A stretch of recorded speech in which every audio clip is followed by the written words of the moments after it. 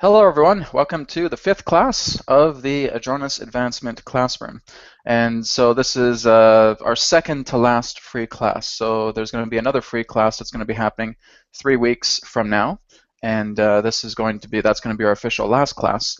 And then we're going to be returning back into any meeting and doing the classrooms through that as well too, through paid purchase. The reason being is because we're going to be adding a lot more stuff to the Adronis Advancement Classroom, including meditations and working with a lot more of the people that are going to be on the call as well too. Because it's great that I have 9 other people here on the call, but what any meeting does is it allows for everybody to be fully interactive. And that's what I really want, is to make sure everybody who's watching this has the opportunity to also equally interact. And of course, that will be $9.99 per attendee. Once we get into that, that won't be starting till around December. So around that time, maybe even January, because I might take a break from the Christmas holidays or something. But between December and January, we'll be moving the Adronis Advancement Classroom back into any meeting. But again, for today and for the other class 3 weeks from now, we'll be having free Adronis Advancement Classroom. Now, a special announcement for you guys is that yesterday, I was able to successfully create a new solfeggio tones album. So if you go to my other website, which is www.solfeggiotones.com, there is a new series of 9 solfeggio tones album that's there. And I was talking in the Human Colony yesterday that a lot of what I've been able to do relating to channeling, connecting to the universal mind, and doing a lot of the stuff that I do, a lot of it is thanks to solfeggio frequencies, because I just religiously played those things like crazy, day after day after day, for about a good 4 weeks straight. And it did amazing wonders for me. I could certainly feel a lot more attunements happening. I'm sure a lot of people here who maybe have stories relating to the solfeggio frequencies have some really amazing tales to tell as well too. Basically what it does is it crystallizes your body. It works together in certain arrangements with areas of your body. It helps you on a physical, mental, emotional, and energetic level. So if you guys want to check that out, again, the download is free. You can just go to solfeggiotones.com. And for everybody else that's tuning in, if you are by chance in the Southern California area, then on December 13th, there's going to be an Adronis event happening in Irvine, California. It's called Adronis Unleash the Extraordinary. And this is going to be an exciting, about 2.5 hour long event. And we're also going to have Portal to Ascension. That's going to be in the event as well too. They're going to be beginning the event with sound healing. So if you guys are in the Southern California area, and you want to check this out, again, it's on December 13th, and it's happening at the Temple of Light. And again, more information, you can go to realitywhisper.com. So again, we're going to have a really exciting class here today, again, for the second to last class that's free. And today, again, we're going to be talking about the magnetics of reality and the synchronicity language. So when we're looking into the magnetics of reality, we're looking in regards to how everything attracts and everything repels. And we're also looking into what synchronicity does and what it brings together. So magnetic reality and the synchronicity language. So for everybody here in the chat, you guys are, again, the front row. Adronis will refer to you guys as the front row. And of course, Adronis is going to be interacting with all of you. And there will just be certain points in between the presentation where he'll just bring attention to the front row. And if you guys want to interact with Adronis, you certainly can. It's up to you. I mean, that's why you're here in the front row, of course. And for everybody else that's tuning into this who is not in the chat room, again, remember that there is a Q&A app that's available. So you can either access through the event page relating to this Q&A app, or you can also go onto my YouTube page where this is being broadcast right now, and you'll have an opportunity to ask a question. So after Adronis is finished with the presentation today, he'll come back around and he'll just ask if there's any questions in the front row. And then once the front row has had their time with questions asked, then Adronis is going to turn into towards the Q&A app, and then we'll see if there's any questions that are posted. So again, if you guys have any questions for Adronis, feel free to post it in the Q&A app, those of you who are not in the room right now as a video attendee. All right, so we're going to go ahead and get started. I'm going to go ahead and bring Adronis through. And thank you again, everybody, for being here as we look into, once again, magnetics of reality and the synchronicity language. Here we go.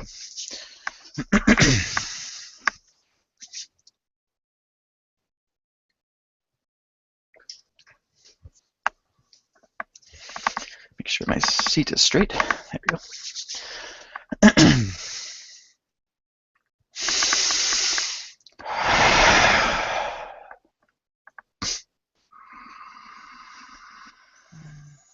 Terra.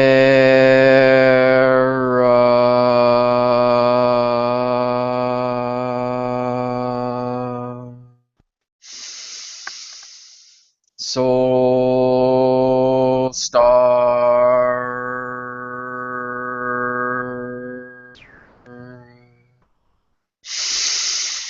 Canis Major.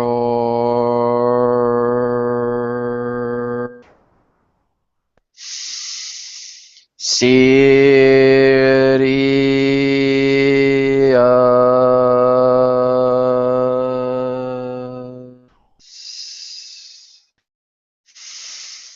Adronis.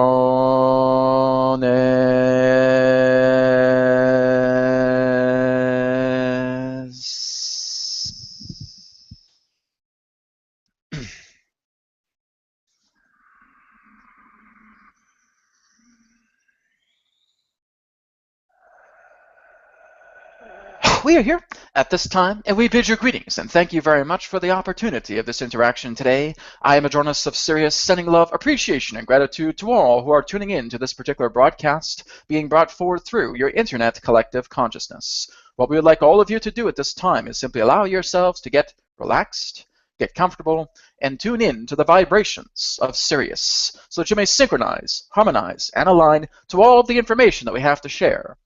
Also understand that all of the information that we shall provide today is simply that of our perspective, our point of view. For all knowledge, all information, all creation itself resides within your very heart, being, and soul.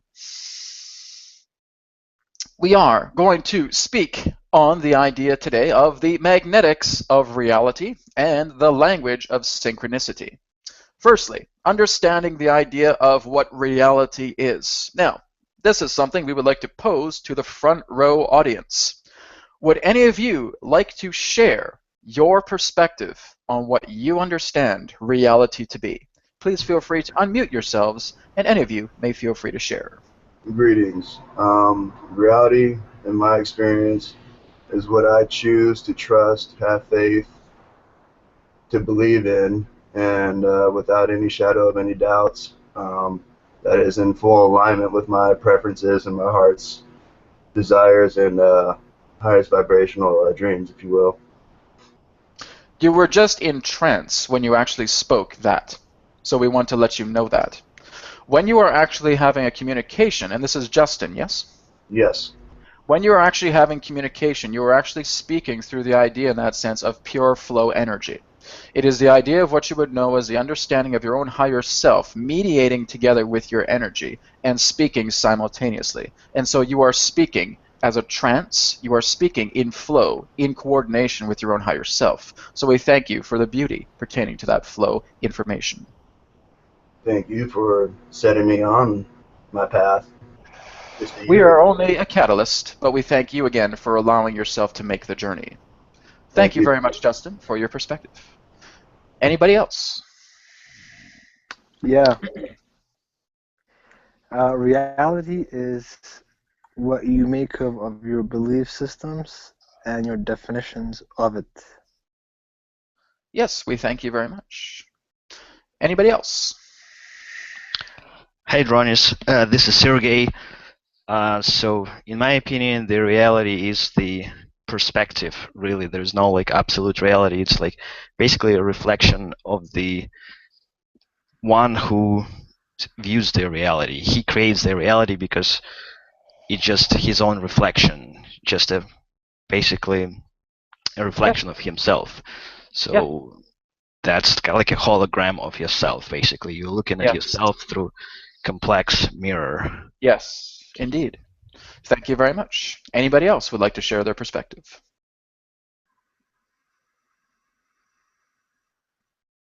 Yes, Adronis. This is Wendy. Yes.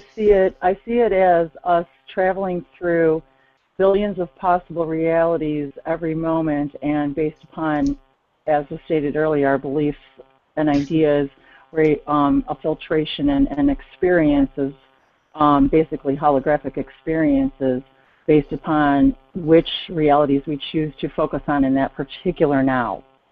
Yes, thank you very much. All right, we thank you all for your particular perspectives. Please feel free now to please mute your microphones. So, again, all of your perspectives are indeed valid because reality is by interpretation. Now, from our particular perspective, what is it that reality represents? A hologram. That's it.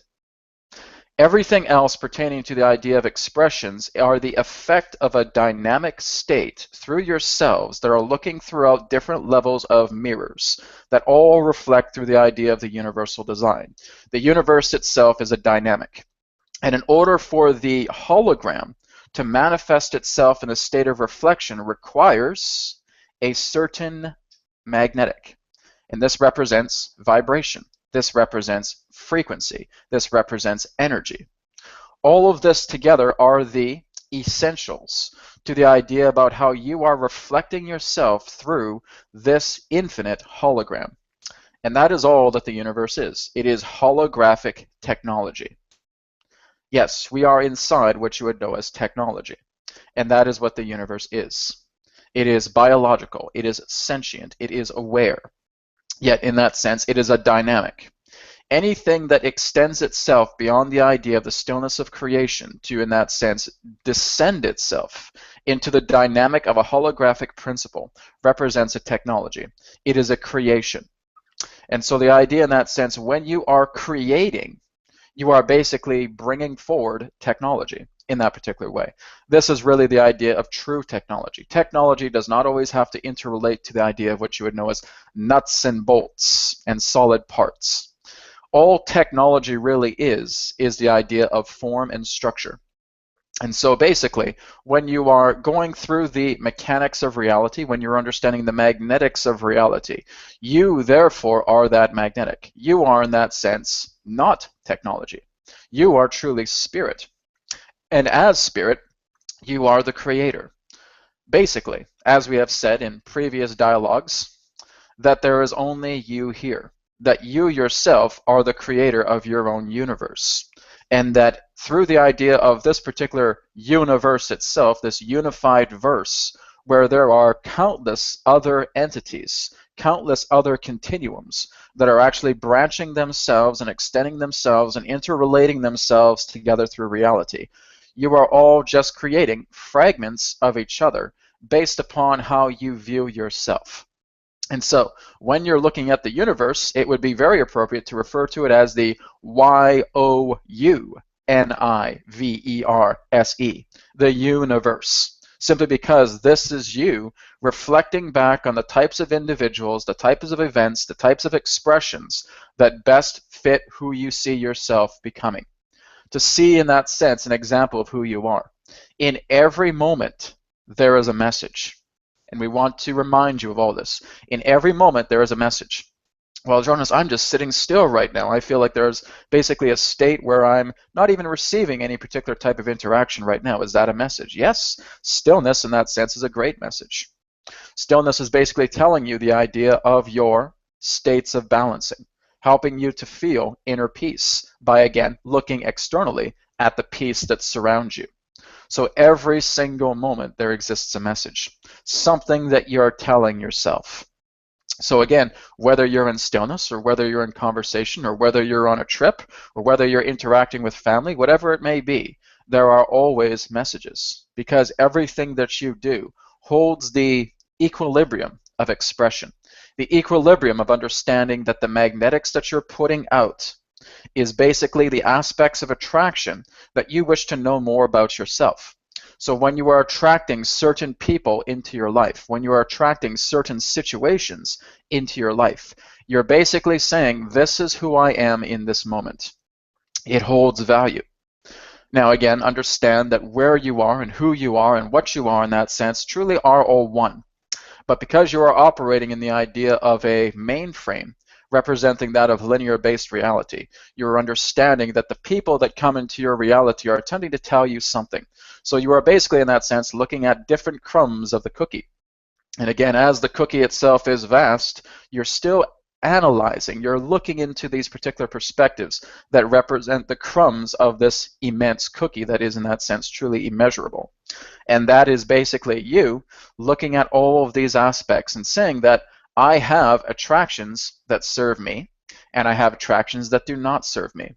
All I'm doing right now is attracting. And again, as children, this is what you do best. Many children, in that sense, are master attractors. And they will start to attract everything into their world because they want to learn about their world. They want to know what this world is all about. Why is that? Because when you first come into reality, when you are first born from your mother's womb, and you now come into the world, you are a clean slate.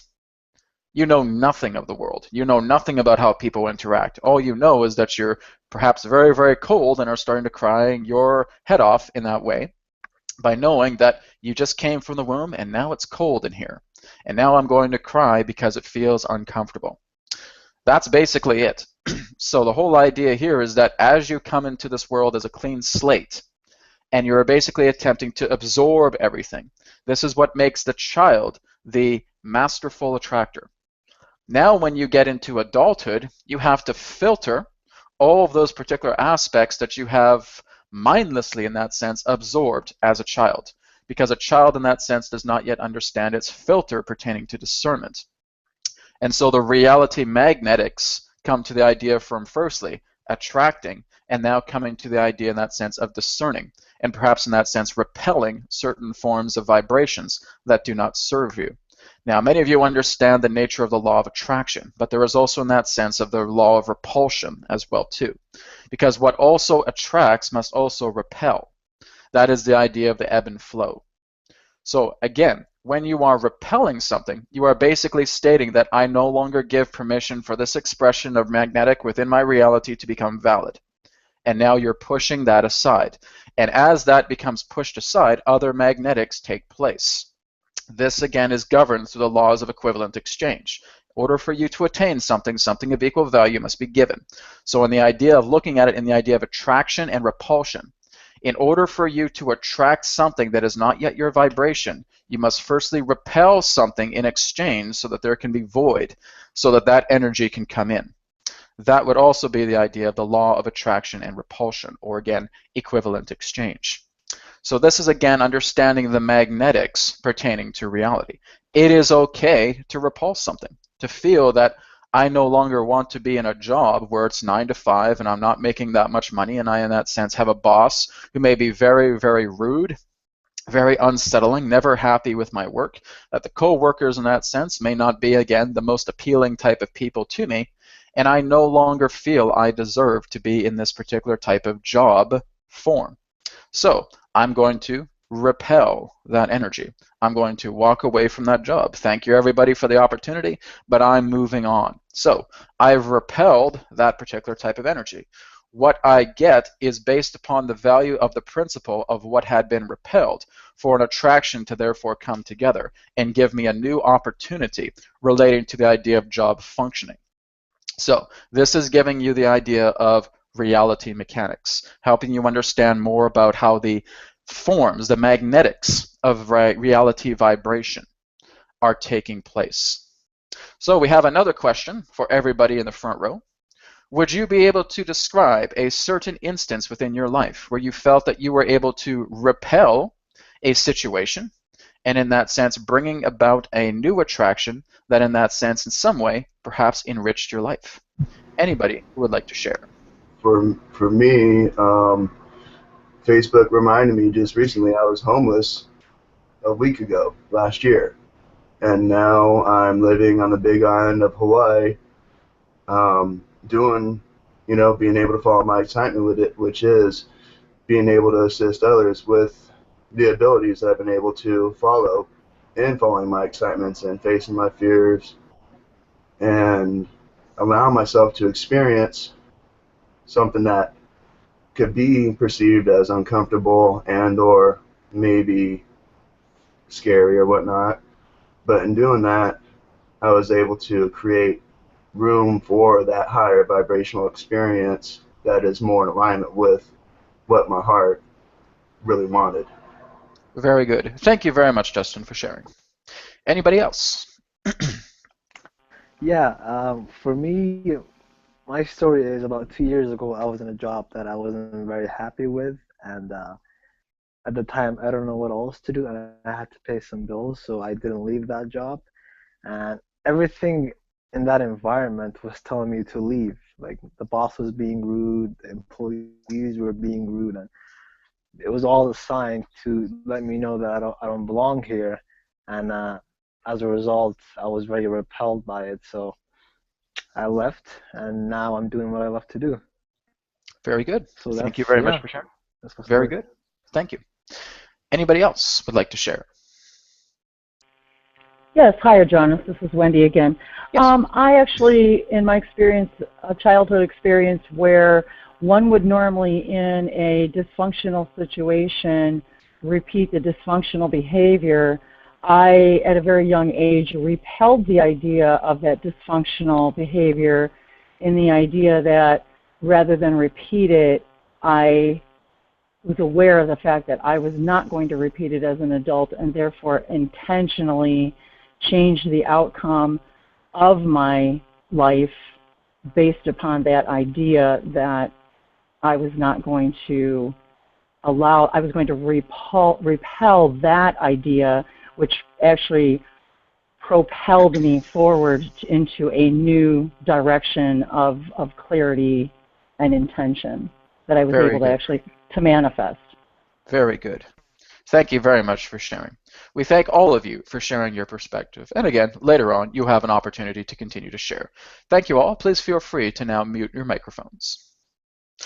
Now, relating to this idea, we have, in that sense, allowed ourselves to, at the right moment, share a particular aspect towards you that may, in that sense, trigger a whole new meaning to what you know as your spiritual community, your New Age community, your, in that sense, alignment community, whichever you prefer to refer to it as. The law of attraction is incomplete. Now, when you are basically looking at the idea of the law of attraction, you are only looking at one half of the actual law. So when you're basically saying, I'm following the law of attraction, yes, but what you are not allowing yourself to recall is the idea of the law of repulsion as well. It is just as important for you to know that it is all right to repel as much as it is to attract. Therefore, from our particular perspective, we would not refer to the idea of attraction and repulsion as the law of attraction. The law of attraction is an incomplete law. If you were to basically give another term relating to this particular law, it would represent the idea not of the law of attraction, but the law of magnetics. That would basically be more of an appropriate connection, an appropriate term relating to this instance, because understand that what you're doing on a daily basis isn't just attracting. For you to actually say that all I'm doing is attracting, no. That would basically be like saying all I'm doing is breathing in, but I'm not breathing out. So it's very, very important that you are attracting and you are repelling. So this could be referred to as the law of attraction repulsion or the law of magnetics. So this would be something we would like all of you to be able to share with other people. Oh, I follow the law of attraction. All right, well, how is your repulsion doing as well too? What? So they may be somewhat confused in that way, and this is where you can fill them in. So again, we will state the law of attraction as it exists now is an incomplete law.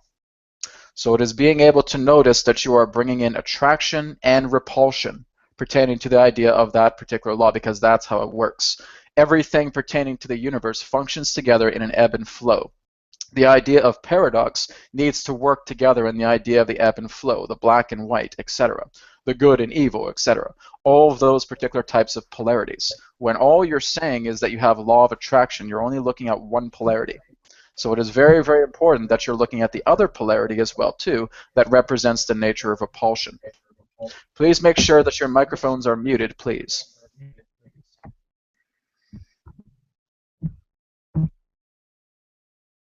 Thank you. So again, it is very, very important to look at it in that particular way. So again, this is where we're saying with all of you, it is okay to repel things. It is okay to basically, in that sense, say no. No, thank you. Because I've already experienced everything that that particular form of theme within my reality is telling me, pertaining to this job that's 9 to 5, that's not very good in paying, that in that sense, people I can't really get along with. In that sense, it's not following what is my true, authentic path. So I'm going to repel it. I'm going to put it aside. An equivalent exchange will now bring about something else for me to attract, so that I can therefore bring about a new transformation taking place. So again, understand that you're attracting and repulsing all the time. Attraction, repulsion are all parts of daily life. When you say no to a choice, you are repelling it. When you say yes, let's make that choice happen, let's bring that into my reality, you are attracting it. So that's basically the whole idea, is the magnetics. Just like how your lungs breathe in and breathe out, the magnetics of reality breathe in and breathe out through attraction and through repulsion. So it is very, very important to look at it in that particular way, because again, as we've stated, the nature of the law of attraction right now, often taught through much of your spiritual communities, is incomplete. We will now move on to the second criteria, representing the idea of what you would know as the language of synchronicity. Can anybody here, through the front row attendees, provide insight in regards to what is the nature of synchronicity?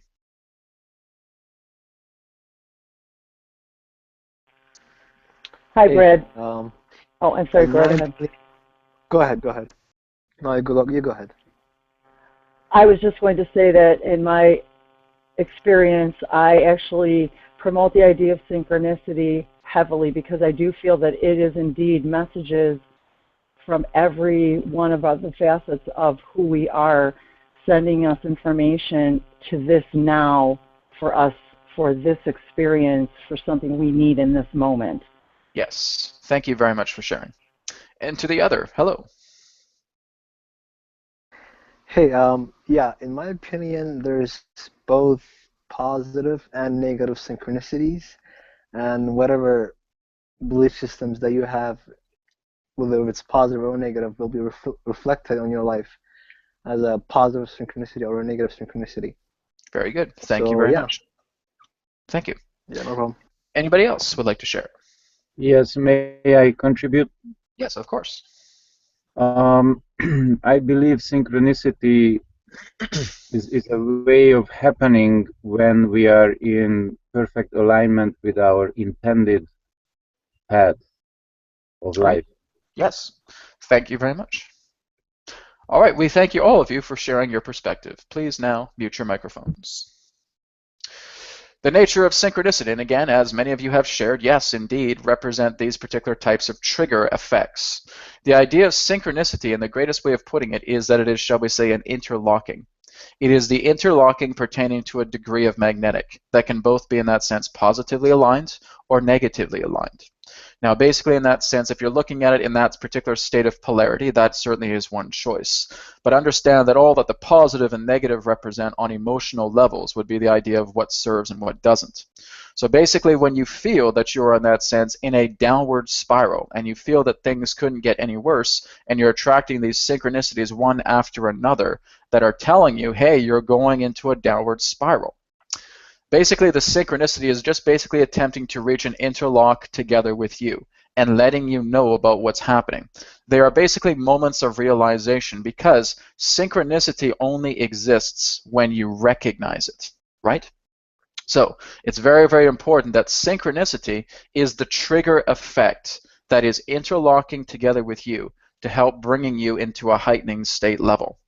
By looking at a clock and seeing 11:11 a.m. on it, and all of a sudden having that trigger response and realizing that, oh my goodness, I just decided to pack my bags and go on this trip today, and I asked the universe for a sign, is this the way to go? All of a sudden I see 11:11 a.m. on my clock.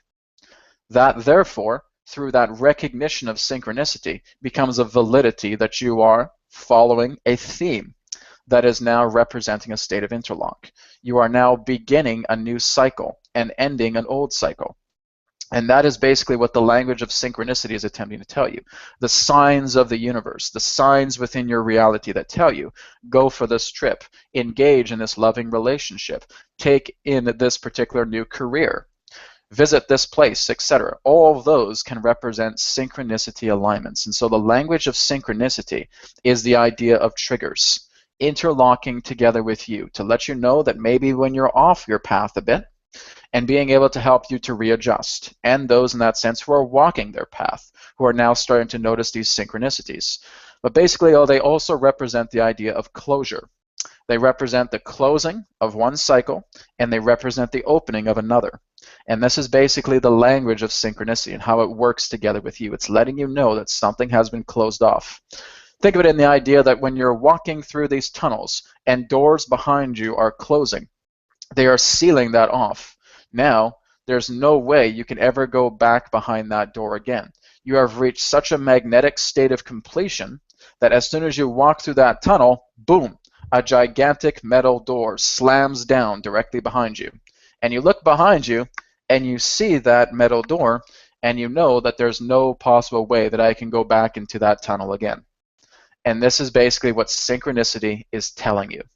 It is basically helping you to reach your particular type of path that you prefer, even when you're feeling like you're out of bounds, even when you're feeling that you're continuing to struggle unnecessarily. Something within synchronicity comes in together that allows you to click and trigger. Now, another person may notice that there is a synchronicity for you. However, that does not always apply to the idea of yourself. A person who may be talking to you in regards to helping you or coaching you along with your particular path may suddenly just look at their watch and saying, oh my goodness, as soon as I said that, I saw this synchronicity. That therefore represents a trigger for them. That really doesn't always represent a trigger for you because you're not in that alignment yet, because you weren't the one that noticed that synchronicity. That's not to say that in some way you could be affected by it. But again, it's helping that person who in that sense gave you that information to realize that yes, by being able to share this information and coaching you along this way to helping you move up from this downward spiral, they themselves reached a state of closure of synchronicity. A metal door slammed down behind them and saying, very good, keep on, continue onwards until you're back on the playing field. So basically, think of it in that way, as if when you're out of bounds, all these big walls are slamming down before you. And now they're finally bringing you back onto the playing field. So now you're back onto the alignment. You're on your playing field of authenticity. And that is what synchronicity is meant to do. So it's very, very important when other people notice these synchronicities. This is primarily for them and not so much for you. Again, as we stated, there can certainly be reciprocal feelings of energies based upon how that person got that synchronicity. Oh my goodness, I just scratched a lottery ticket and all of a sudden there's a 111 and now here I am, I've won $500,000. That's their synchronicity. Congratulate them. Send them love for that because now they are understanding these natures of synchronicity. Synchronicity, interlocking, ending an old cycle, beginning a new cycle. Now, some may say that when they have a 11:11 on the clock, a 12:12 on the clock, a 2:22, etc. on the clock, that it is in that sense a sign from their guides. In a way, that is particularly true. But that's not really the full thing in that way. It's not the full understanding. Basically, what you're doing is that you are, again, navigating the particular landscapes of your mind based upon certain situations. And when you basically have reached a certain magnetic that officially closes off a cycle, boom, then the synchronicity comes together. So these particular codes that you discover, the 1111, the 111, the 222, the 333, are all specifically generated to give an indication of the type of theme that has reached closure and the new theme that is now starting to begin. So again, this is no more different than the idea of attraction and repulsing. You have repulsed an old cycle that is no longer a part of your reality, old paradigm. A wall has slammed down. You are now attracting a new theme to explore. So that is giving you the idea about how the language of synchronicity is communicating together with you, and that the signs are all around you. Well, Adronis, what can I do to personally feel more of these interweaving trigger effects of synchronicity? Be mindful of your reality. when you understand that reality itself truly is this conversationalist. Reality is speaking to you no more different than you would speak to another person. It's speaking to you in that sense of synchronicity, with the idea of the signs of numerology, with the idea of the signs of a certain person coming along at a certain time, by receiving a certain phone call that brings you into a new theme. All of these are synchronistic triggers. And so you're basically, again, navigating a particular maze where certain areas are being closed off. And it is your own self, really, that is attempting for you to reach convergence. And the convergence point, again, is on the playing field of authenticity. So this is why synchronicities come together. And as one of you had shared, that yes, it both affects a positive and a negative construct. That is very true. Because again, even when you're in downward spiral, synchronicity will come. Even when you're feeling you're on top of the world, synchronicity will come. That's basically how it is navigating you, helping you to reach your playing field of authenticity. So again, in reflection, with the idea of the reality magnetics, that yes, we attract and we repel, and that everything is governed through equivalent exchange. So again, understand that if you feel you're repulsing so much, it's not to the point where all you're ever going to do is repulse. Or if you're attracting so much, it's never going to be at the point where you're always attracting. The universe doesn't work that way. If we were to give you the idea of the universe, you would look at two balanced scales that never, ever twitch, that never have one side heavier than the other. The universe exists in a state of balance, and so do you. Even if you feel that certain things are chaotic, here is the idea. It is ordered chaos, because you are still putting the value of all of these magnetics that you are both attracting and repulsing together. And that they are basically in ebb and flow, balancing the equations that represent the magnetics that you are attracting. Whether you're attracting, in that sense, a new job, and you want this new job so badly, but you still don't feel you deserve it, and that is where repulsion comes in. And so repelling comes in, and attraction comes in, and they may feel like they are clashing, but again, there is still balance. It's all about you. It is about the viewer. It is about the observer. It is about the creator. They are the ones that are basically deciding, I'm going to go into this clashing, or I still don't feel I'm good enough to do this. So again, you're the ones that are making that inner clashing happen. But even though there is inner clashing, there is still balance. There is still the idea of attraction. There is still the idea of repulsion. And they are doing this. But it is still at an even pace. So again, very important to understand the nature of attraction and repulsion, or the law of magnetics. And again, the law of synchronicity, helping you to understand how everything interlocks, intertwines, the end of an old cycle, the beginning of a new cycle, helping you to move together through equivalent exchange, to moving you further into that aspect of your playing field of authenticity. Now, we call it a playing field of authenticity. We're not calling it a playing field of excitement. So again, as we're stating here, is that it is about authenticity. It's not really about excitement. Excitement is a good thing, absolutely. It is something that can help you to move into a new direction. It is the byproduct of positive reinforcement. When you are utilizing excitement, when you're in great joy, absolutely, it is wonderful to feel that. And you are noticing that that positive reinforcement is coming together to help counterbalance anything that you have inherently assigned as negative through meaning. And that is basically where the idea of, shall we say, the aspect of following your excitement is good. But it's more so in the idea of an appropriation of saying, follow your authenticity. It is your authenticity that generates all outcomes, that allows you to see the world in all that it is, that there's no boundaries, that there's no locks, that there's no gates, that there's no borders or barriers that are preventing you from seeing the world as you wish to see it authentically. And that is more so the encouragement that we would give to all of you, is looking into the idea about what can I do to follow my path of authenticity. I'm going to get excited. I'm going to be very, very happy, and I'm going to move in this area to help counterbalance everything that I have felt makes me feel bad. There you go. authenticity has allowed that particular aspect to come together. And now you're following excitement, and now you're bringing that positive reinforcement together, and now you're realigning yourself so that you're stepping away from the out of bounds, and synchronicity is slamming the walls behind you so you can't get through, and no matter how hard you push on those walls, you will never be able to go back again to it. So this is basically giving the idea that looking at it as a child. If you're in the kitchen and you see that the element of the stove is red hot, and the child decides to put their hand and burns themselves severely, when they get older, will they do that again? No, because they've already learned the lesson. If I touch that element when it's red hot, boom, it's going to burn me. And so the whole idea is that since you've been burned through a lot of these old cycles, these doors slamming behind you, you already know naturally you're not going to go through those walls again. This is also giving you the indication about why you're here on this planet.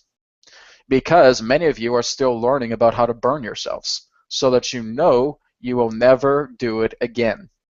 That's why there is so much, shall we say, inner turmoil upon your planet, is because people are still feeling that they're going through all of these extremes so that they know that once they put their hand on the stove element, they will never do it again. So everything that has happened to your planet in regards to pollution, in regards to, shall we say, toxicity, you've already learned the lesson of that about everything that has represented the idea of toxicity, pollution, etc. Now you know you will never do it again. So now you're developing new ideas, new formats, new structures to helping you complement your relationship of living upon the earth and working alongside her, because you've already done the other path. You've already felt that you go so far and pollute the earth, and you know that nobody benefits from that. Lesson learned, steel door slammed down. And now you can't go back to that idea because you've already learned it. Now you realize that we're going through these extremes so the steel door can slam down behind it once we've learned the lesson about it. Now all these steel doors are around, and all there is now is an infinite path of authenticity that keeps going and going and going and going ahead. And that's what you're doing, is you're allowing yourself to live together in complement by going through the extremes and learning everything that it is attempting to share with you that you know on an individual and on a collective level path, this is not your journey. Walls slamming down. So this is basically giving you an understanding that Earth is all part of your training grounds. It's all part of an advanced university to helping you understand more and more about working together with a path of authenticity that attains the idea of love, of compassion, of relationship, of responsibility, of connecting together as a unified people. So we thank you very much for allowing the interaction of this presentation today relating to the idea of the reality magnetics and the language of synchronicity. We will now move on into the next aspect, representing that of live open Q&A with all of you. So we will begin with the front row attendees. Do you have any questions for us today? Yeah, hey, I have a question. Yes, who are we Can you speaking tell with? me? Oh, sorry, it's Mike. Hello, Mike. How are you? We are wonderful. How are you? Perfect, thank you. Very good. I got a question. Can you tell me anything about scalar waves and how it relates to free energy? Like, can you tell me the science behind it?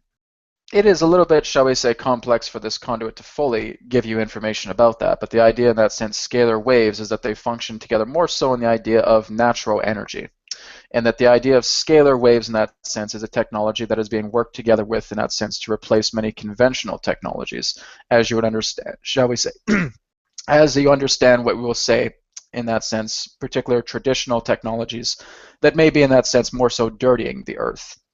So scalar waves in that sense work together, shall we say, with different forms of magnetic fluctuations. And it is actually utilizing the idea of magnetic fluctuations together to giving you an understanding about how these particular forms of magnetic fluctuations can actually be transversed into a power source together. So much of it in that sense is magnetically related.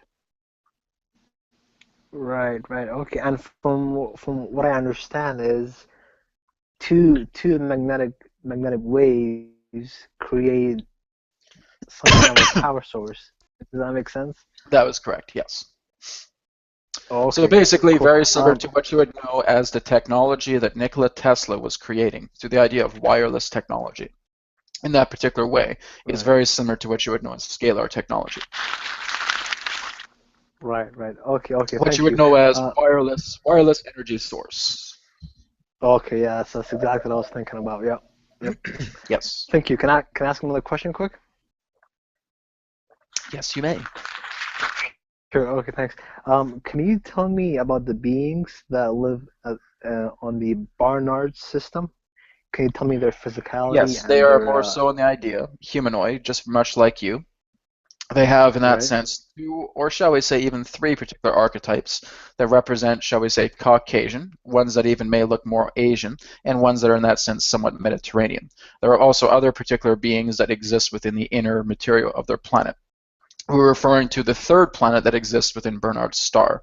We understand that the entity known as Bashar has talked about this to some degree, to giving you the Yes. idea that when you, in that sense, graduate and become, shall we say, mentors of celestial nature, that these particular beings will be one of your first whom you will actually connect with, to actually make contact with, and, shall we say, mentor them as well. Yes?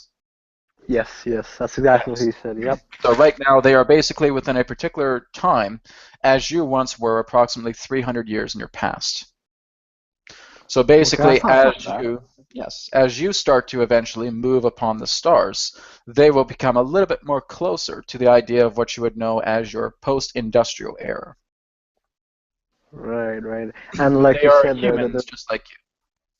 okay, okay. Did you have any fur or just normal skin like No, ours? they are humans just like you. Oh, okay, okay, cool. Cool. Well, thank you, Adrenalis. That Thank was you it very for now. much. Thank you for sharing. I Any have a other questions? question. Yes, I have a question about what Please do remember to you. please state your name before asking your question.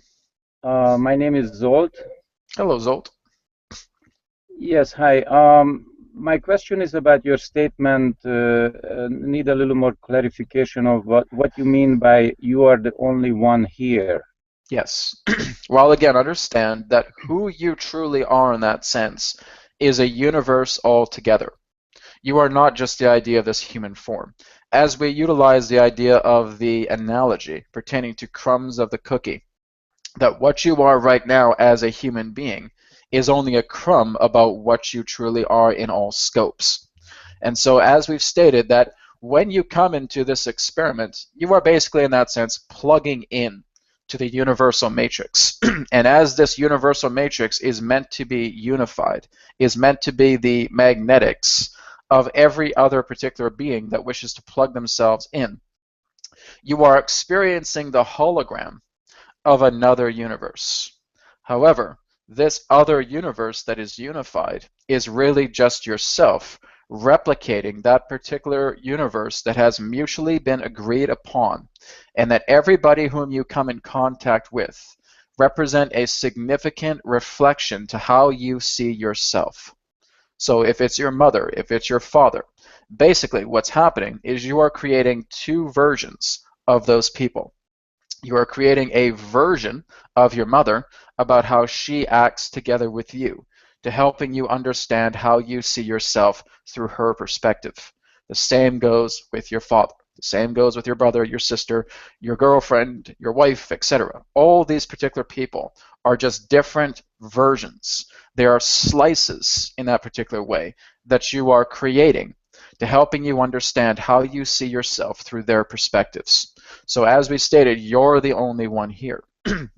Because you're the only one who has their plug and is plugging this together into the unified verse and actually being able to replicate this universe based upon experience, because you are what you would know as a soul, and as a soul only you can experience your unique perspective. This is why people cannot see identically what it is that you're experiencing within life. They can't. It's impossible because they're not you. In a way, yes, everybody is interconnected, everybody is one, and that is true. But relating to who you are as a person, to who you are as a being, as an entity, you have a unique perspective, and nobody else can understand that unique perspective except you. And in that being, the reason for this is because you have created your own universe. You have aligned other people who are, yes, soulful beings as well too, but you are only attracting aspects together with them and repelling aspects together with them to giving you an understanding about how you see yourself. And this is why when you have another person that stands right beside you and sees the exact same people, oh, this person's really nice, this person's sweet. And you may look at them and say, are you crazy? This person's a jerk, and so is this person here. So they're basically giving two different perspectives about the same person, because in that being's reality, they are wonderful people. In this person's reality, they may feel like they are jerks or being rude, etc. So that is giving you the idea of proof that there is an overlay of one unique universe with another unique universe with another unique universe, all working together in this unified verse of replication to helping you understand yourself. So that everybody here, yes, is indeed a part of you, is indeed one together with you. But through your own unique perspective, you are attracting and repelling the type of energies that represent the idea of how you see yourself through their perspectives that you therefore attract and repel. Make sense? Yes, I understand the analogy of the perception that I am creating for myself, but all this talk about oneness, how does oneness really manifest? Because if I am creating my own perception and everybody else is creating their own perceptions, that indicates a type of separation that is creating different experiences for everyone. Yes. So is it possible to reach a state of oneness where I will experience everyone else as myself and see the events that they are experiencing through their eyes Yes, it in is my possible perception? to experience that. However, it requires, in that sense, a great journey through yourself. The idea, in that sense, of coming more into love. This is why, in that sense, it's all about the idea of being able to share yourself lovingly. And that love itself is the ability to harmonize everything together. You no longer see things in black and white. You no longer see things in separation. You no longer see everything in fragments. So basically what you are doing is you are allowing yourself through the state of love, through the state of acceptance, to come together and see all things as one, returning back into creation. And in that sense, allowing the mind to feel that. And this is how you're able to, in that sense, observe everybody around you, to feel their energies, yes, but you are not living their life because that's not important to you. When you're truly in that state, you're not looking to hop into anyone's shoes and say, oh, I'm going to try living in their life and see how that is. No. The idea is that you have an understanding of their presence. Their presence is the oneness connection together with you. Because when you really look back into the soulfulness of creation, that it is not about the idea of feeling that you have to be everybody and go through all of their journeys. No, it's the idea of knowing that through presence, that through their energy, that everything that they are as loving beings of creation is one together with you. But it is not in that sense attempting to create a dramatic, where the feeling that you must live vicariously through any other particular being in that sense and understand their particular path from their own unique perspective. That can't be done. But being able to understand and acknowledge their presence, because they are another being inside their own universe. Again, yes, interconnected with you all, but only they can uniquely understand themselves. What you can do to truly acknowledge that is acknowledge their presence, is understand that you are able to feel their presence together within the omniverse, within all that is. And when you basically feel that oneness, you feel the energies of everybody else around you. You feel that presence. You feel those feelings. You don't pursue those feelings, but you certainly acknowledge them, and you are able to sense that. And that is the true nature to oneness. So if I understand this correctly, it is my allowance and acceptance of the multifaceted expression of all the beings. I have to allow them to be who they are without judgment or criticism on my part. Correct. And Yes. comparison to my own experiences. Correct. You got it. Okay, thank you very much. Thank you very much for your question. Anybody else? Yes, I'd like to ask a question. This is Sheldon. So I recently purchased a bismuth crystal. It hasn't come here yet, but I'm just wondering what the uses and applications with meditation and also technology with bismuth metal. Bismuth metal. Please allow us a moment in that sense to scan that energy. It is basically in that sense what you would know as a masterful attraction crystal. It is basically in the idea that it is, shall we say, fueled with the state of your intent to assist in the idea of attracting magnetic properties based upon the programming that you place within that crystal. So basically understanding that it has a high magnetic range in regards to its infrastructure. Make sense? Yes, it does. All right. Thank you. Anything else? Yes, it's Justin. I would like to speak or any information on the on New Lemuria and the connection between my presence in coming to Hawaii, the Lions Gateway, and New Lemuria. I've just been getting more synchronistic experiences of, I guess, a 5D reality becoming just my reality more and more, and just how to apply that and to the experience and share that more. Well, understand firstly that there are many different perspectives on your planet in regards to what New Lemuria is. It's not to say that Lemuria has ever vanished from your planet, because understand that the islands of Hawaii basically represent that which was once Lemuria. The idea of your continent of Australia was once a part of Lemuria. Madagascar, New Guinea, New Zealand, Vancouver Island, British Columbia, Canada, were again once part of Lemuria. What you decide Lemuria is to you is the most important part, because again, this is much to our conversation today. You must give your own unique imprint to what you feel Lemuria represented. So if we were to ask you, what does Lemuria stand for as you look at it now? My ideal divine truth of self. That's a good, in that sense, appropriation for it, but we're in that sense giving you more so an idea about what is it that was Lemuria? Not in the idea of, in that sense, it's mechanic, but more so in the idea about actually being in Lemuria and how you feel. Now, again, in a way that is, shall we say, a loaded question, because really it can only be extended through the idea of state of feeling. So what we would say here is being able to spend more time, not to the mechanic of understanding your own inner self with it. Again, that's a mechanic. We want you to look more into the feeling about what Lemuria represents to you. What is the humbleness, the humility that you feel within Lemuria? As you walk upon the lands all of those times ago, how did you feel? What type of energies came together? And being able to capture that feeling in a bottle in that way, and now being able to replay that energy in a great state of similarity to how you see Lemuria now, because it's still here. It's just changed form. So that is up to you to decide exactly how you want to perceive Lemuria in the idea about how it exists right now to make it a part of your reality in this moment. Make sense? Yes. All right. So enjoy yourself and connect to the idea of the feeling of Lemuria. And that is, in that sense, putting that in the bottle and allowing that to be shared within your reality right now.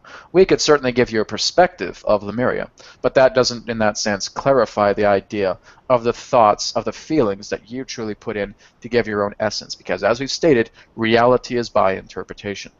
We could say, yes, Lemuria was very much the motherland pertaining to what you would know as your indigenous cultures. It truly was the idea of, shall we say, the epicenter to peacefulness and unification on your planet. However, you have to go into there and you have to see what perspective it brings out into you, and bringing that together and making that happen in your reality here and now. All right? Thank you. Thank you very much. Any other questions? Yeah, I have a question. Can you And your tell? name is? Oh, that's me. It's Mike. Oh, hello, Mike again. Yeah. I got a question. Can you tell me how? Can you tell me the science behind holographic healing technology that our government has already? Yes, it is basically what you would know as light and sound synthesis that actually works together in coordination with certain forms of DNA helix that actually, in that sense, creates replication. And so it is basically what you would know as synthesis of light and sound replication through the reproduction of matter, through the idea of, in that sense, DNA encoding of the certain host in question. Okay, so when they so when they project the light, so to speak, on the The light wound, and the sound magnetic, yes. okay, so that's all that's going in, right? Just light and sound. There's no Correct. chemicals going in. No chemicals at all, no. Oh It is the man, idea in that's that sense fascinating. that it is accessing the genome to understand its matrix through its DNA configuration. And through that particular aspect, the light and the sound are basically what you would know as hardening. And so it is actually materializing the particular wound together to fuse together Oh the wow. bone, the muscle, the veins, the arteries, etc. Everything is being refused together in regards to encoded DNA magnetics through the idea of what you would know as the phantom effect. So basically, when you feel that you have actually amputated a part of your body, the phantom effect of the energy actually still remains in regards to seeing that that energy of the arm is still intact. So basically, what's happening is that the byproduct representing the idea of the holographic technology is scanning the access nature of the DNA itself, of the genome, and is restructuring it in regards to its imprint about what needs to be there. Oh And wow. so that is basically what it is doing through the idea of a phantom effect. Wow. And can you tell me how long it takes to, for example, regrow a leg? Within minutes. What? Seriously? Yes. Wow. Wow, that's amazing. So Okay, to my regrow an next. arm, to regrow a leg in that sense, utilizing this technology, you would be back into wholefulness in that way within minutes. Oh my God. Okay, and can you tell me real quick the components of this technology? From what I understand, it's a holograph and a computer.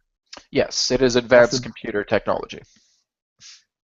Okay, Working more okay. so in Wow, the idea with that's. holographics, it is in that sense utilizing certain light encoded filaments in that way as well. In the idea of certain forms of light synthesis holographically. It's not looking in the idea of a light that you can just pass through. It is a replication. Think of it very similar to the idea of your own TV series that you know as Star Trek, that they basically have replicators and that things actually materialize directly in front of you. That's basically, in that sense, bringing the hard coding or the materialization of light, holographic light, to actually become material.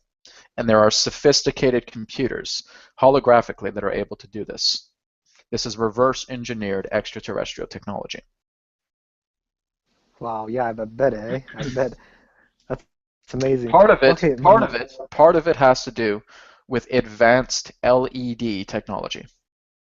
And you will discover that this will actually right. become so through the idea of actually being able to harden light using LED lighting.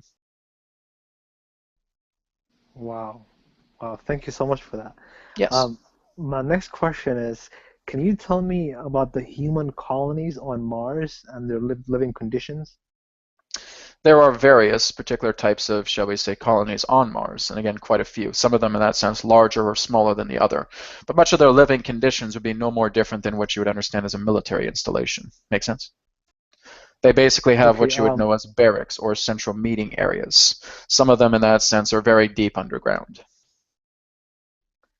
okay, is it true that sometimes there were humans abducted from Earth and taken there for like slave labor kind of thing? Yes.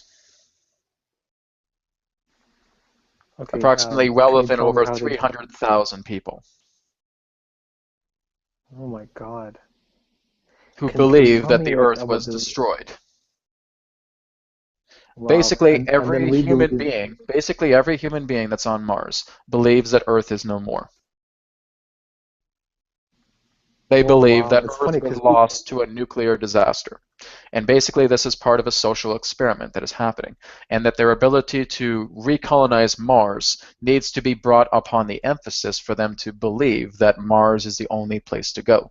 And so they are therefore constructing these installations based upon the passion to preserve their race.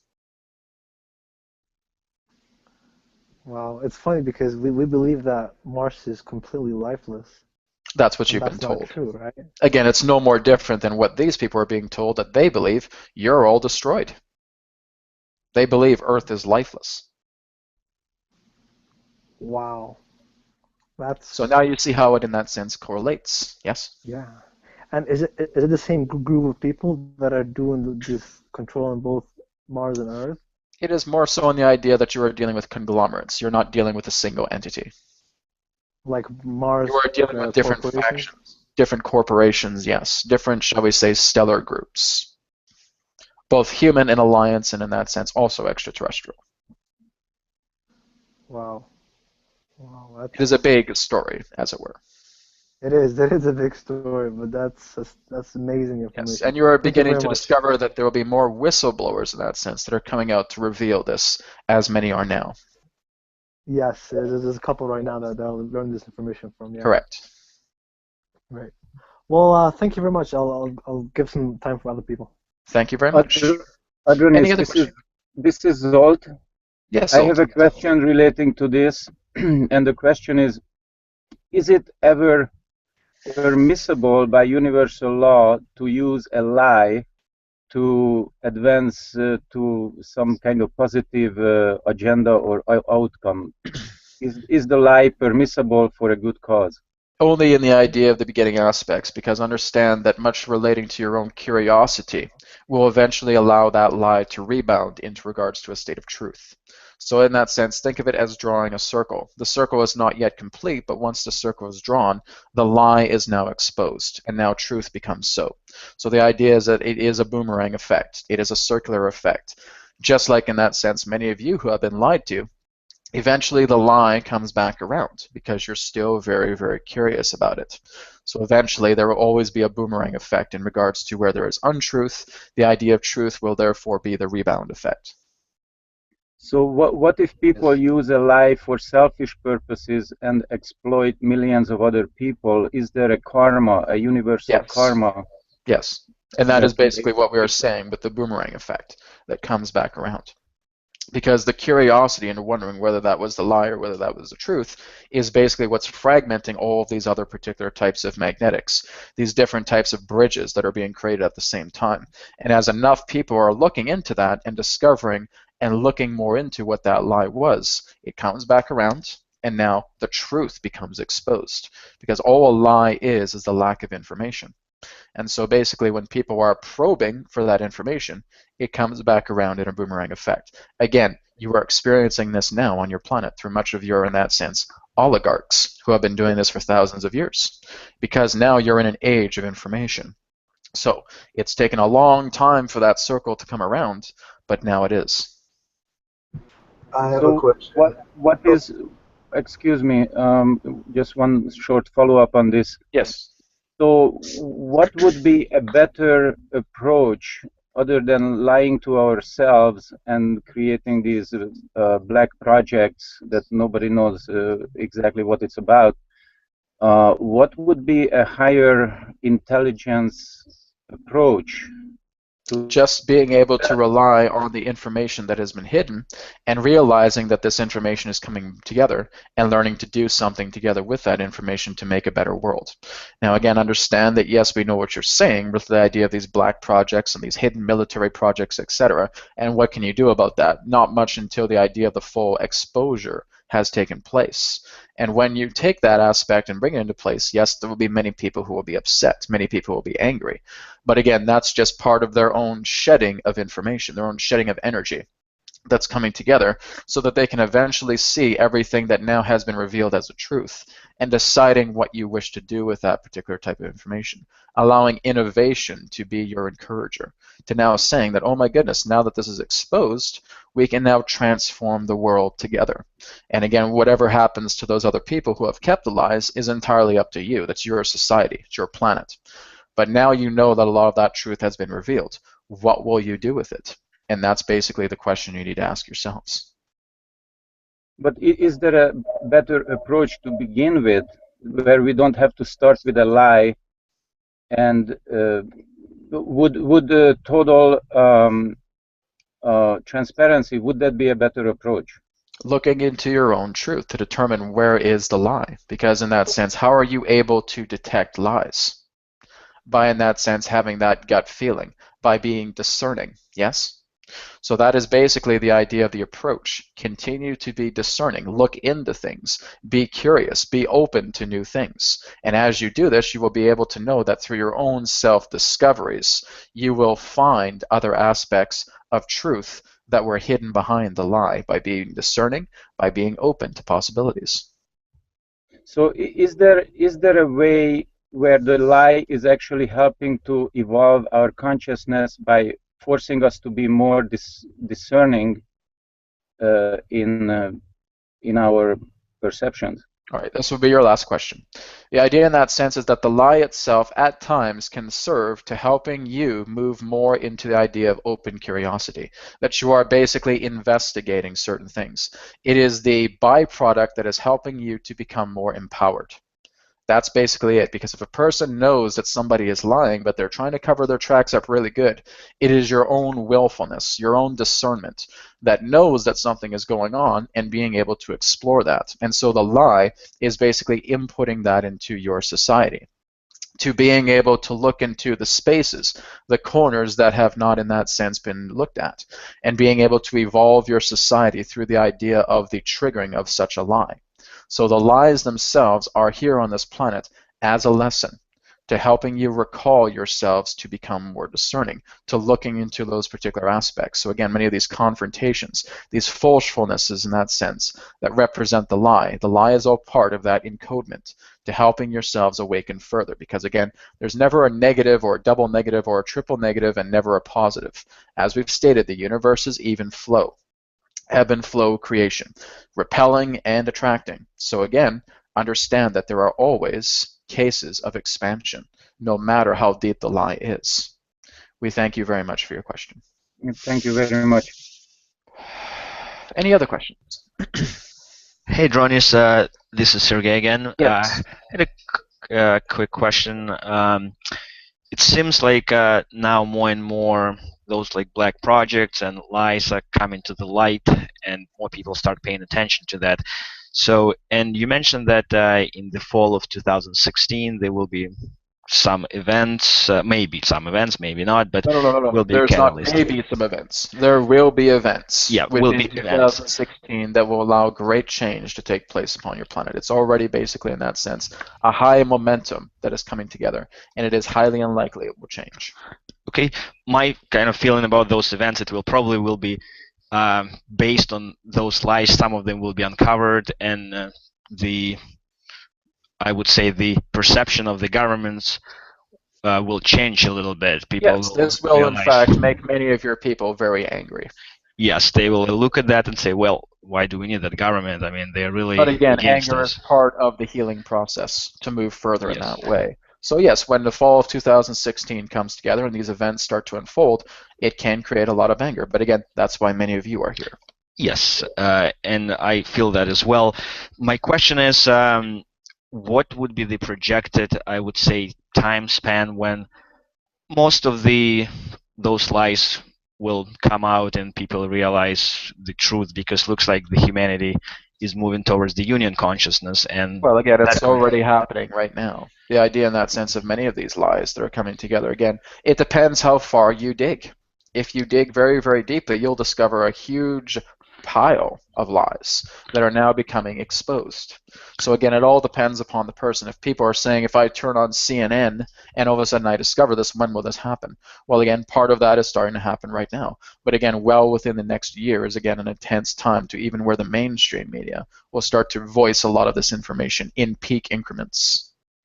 So, and so when would it be at the level when the official governments admit, yes, we've done it? We can't answer that because, again, as we've stated, there's already certain information that's available through your common state of receiving information that has already been admitted.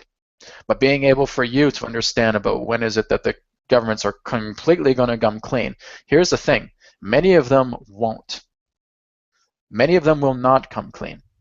The reason being is because they would rather, quote unquote, go down fighting and risk losing their lives than telling you anything. That is the harsh truth pertaining to that. That's not to say that all the governments around the world are like that, but many of these, in that sense, into these particular governments that have created many of these lies and exposés, etc., will never, ever tell you anything. So the only way that you're only going to share that is by doing your own digging, doing your own research, being discerning, and looking into the information that you shared. And there can, in that sense, yes, be other governing bodies that can assist in the idea of the confirmation of that information. But again, all you're really dealing with here is discovering your own truth, not to concern about how the world will react to this. It's not your work, it's not your responsibility, it's not your job to worry about that, period. It's about looking in regards to how the truth has affected you and what you can do pertaining to that truth and enlighten yourself with that particular truth to now radiating that out to the world in your own heart's intention. That's it. Not up to you to worry about the world. Not up to any of you to worry about the world.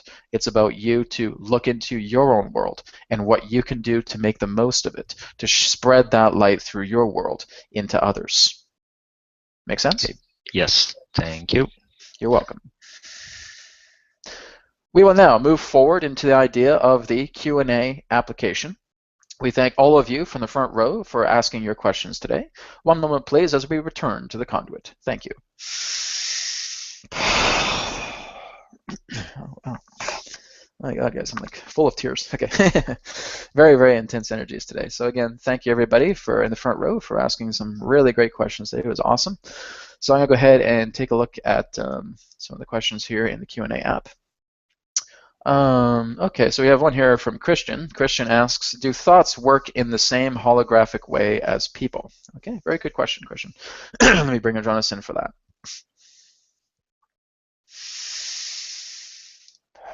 We thank you once again, Christian, for your question relating to, do the idea of thoughts holographically work together in the same way as people? It would be more appropriate to say that the people are the carrier of the thoughts, and that the thoughts themselves are basically, shall we say, applied through a state of meaning. Now, thoughts themselves are relatively neutral. It is basically through a carrier that represents a human being that takes those particular thoughts and bring it into meaning. And so in a way, it's not really the same thing. So holographically, you are basically being thought technology, feeling technology. And through the thoughts and the feelings that you govern within yourselves, you yourself as a prism, as a proxy, are basically expressing these particular thoughts and feelings to give them meaning. Otherwise, the idea of the thoughts themselves become, shall we say, sterile. They are neutral in that particular way, and so that they cannot manifest in that particular way. There certainly is a thought matrix, but in that sense, in order for thought to be manifested together into materialization, requires a proxy. And this is basically where you come in, about bringing those thoughts together as a proxy to give materialization based upon meaning of what those thoughts mean to you. Thank you very much for your question. All right. Thank you, Christian. Great question there. So I'm just going to go ahead and scroll down some more.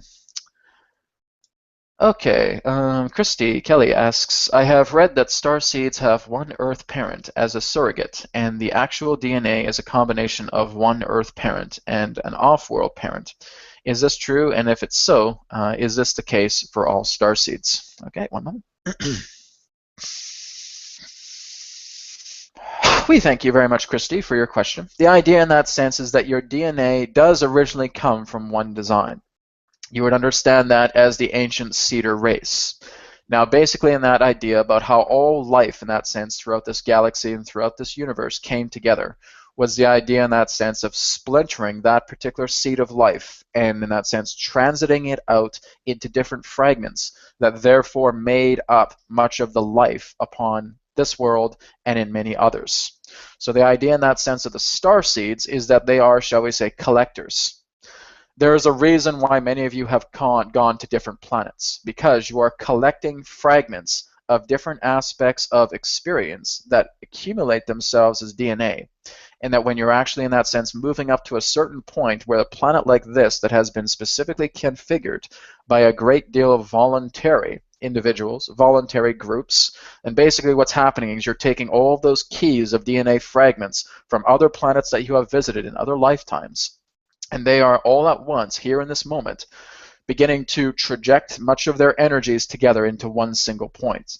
You serving as the proxy in this particular life as a human being are now retrieving many of those particular points relating to the other planets that you have visited in regards to your quote-unquote starseed connections. And this is basically helping you to integrate other particular forms of components within the DNA matrix to helping you understand more about your nature of wholeness, about how you interconnect to all things. This is still an ongoing process, and this will still continue to happen over time, but that is primarily what's happening in the idea. Star seeds are DNA collectors, and they are basically coming here on this planet to reach a state of a potential form of fulfillment, relating to the idea about how their memories, how their own instincts, how their own apparitions of behavior are now fusing together into a single conduit.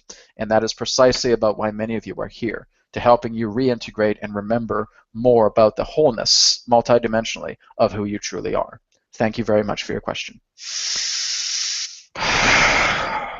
Okay, great questions today, guys. It's awesome. All right.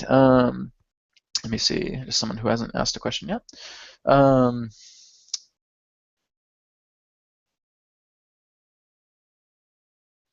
Okay, so here's an interesting one here from Karen Etheridge. She asks, signs have left me stumbling a few times. What is the best way to get clarification? Whoops. What is the best way to get clarification if synchronicities are from the highest source, or if they are a caution versus a sign to follow? And is it possible to go back and rewrite a past decision? Okay, one moment. We thank you very much, Karen, for the question.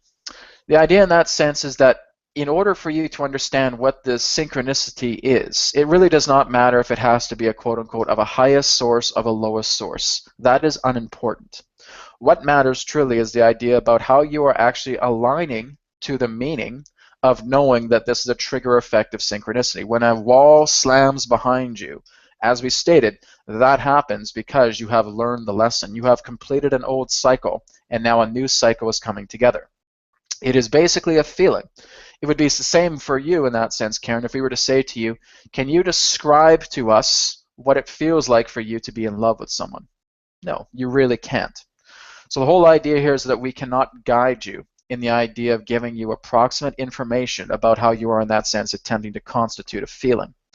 The feeling of when you know that synchronicity comes together, that you're getting this message together, is the idea of like being in love. You can't explain it because it's a feeling.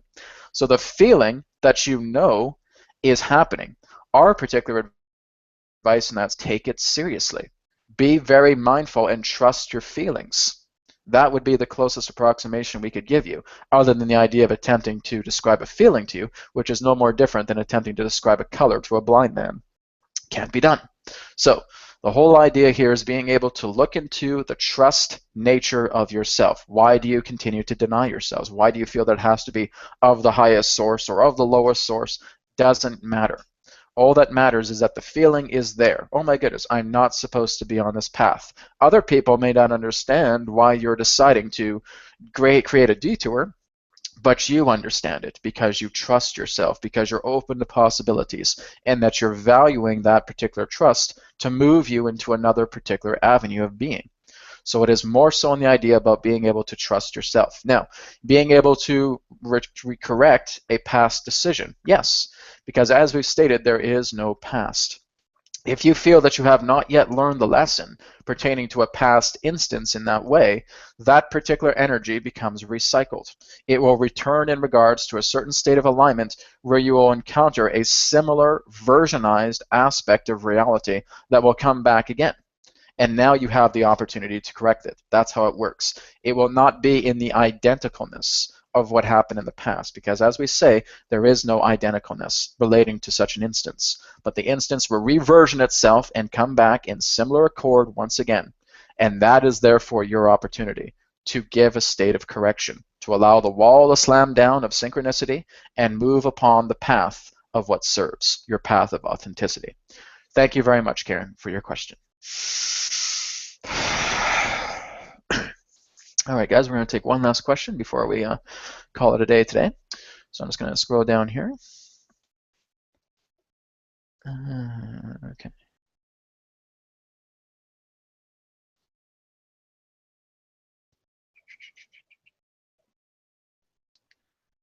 Okay.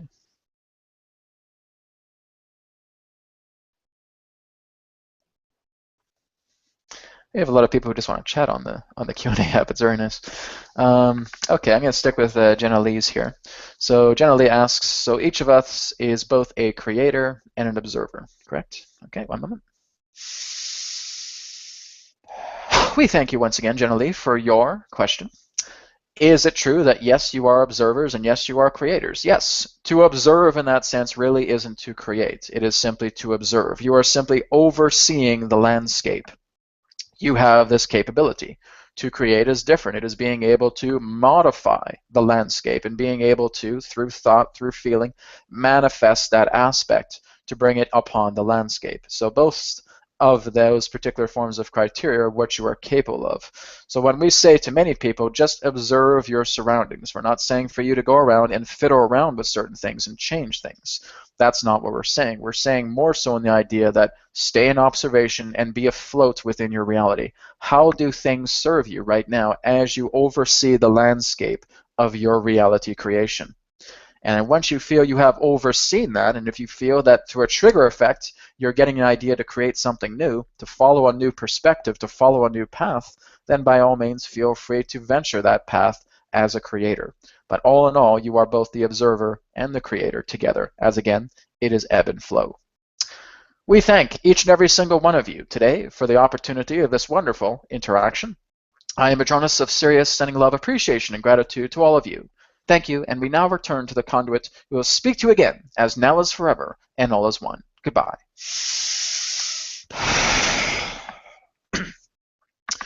All right, guys, wonderful, wonderful class today. Thank you so much, everybody, for tuning in. And let me just double check on the chat here, make sure everything's good. Did everybody have any last questions before we call it wraps up today? Before I wrap up? Hi, Brad. Actually, this is Wendy. I dropped out for a bit accidentally, and I was, I don't know if it's a little complex. I wasn't sure if I could ask Adronis a question, actually. Sure. What's your question? Well, it was really more about the moon, and I was just wondering if you could perhaps mention a little bit about the moon and the energy of the Shikani energy of Epsilon and Epiphany and Eclipse, and with respect to the mass concentrations of information coming through from that Sirius energy through the moonlight. That's a big question. I know, I know. So it might have to wait until the next 3 weeks. Save that question for you. And if you want to come back in the next 3 weeks and ask that question again, there's also private sessions that you can check out of the. But that's what I'm getting from Adronis. That's a huge question. That's going to take a long time to answer. Yeah, that's a big one. Okay, that's fine. But it's a very good question as well too. So hold on to it, and however you want to bring it about is great. But we'll definitely look into that question in the near future as well. But again, thank you so much, everybody, for tuning in today. I would basically do it, but my throat is just ready to die here in a sec. My voice is about to die. I'm still recovering from a whooping cough. So, but again, I'm surprised I was able to go 90 minutes, so that's pretty cool. But again, thank everybody for being here today, and we'll see you in 3 weeks' time. Again, go to realitywhisperer.com for the next upcoming events that are happening. Again, in California, in Irvine, California, on December 13th with Adronis Unleash the Extraordinary, Unleash the Extraordinary. And of course, in the next 3 weeks with the final free class of the Adronis Advancement Classroom. So again, thank you so much, everybody, for being here today. Have a wonderful Sunday and the rest of your week as well, too. Or in the most way, have a wonderful moment. So take care. Thank you so much, and talk to you soon. Namaste. Thank Thank you. you, Brad. Thank you, Brad.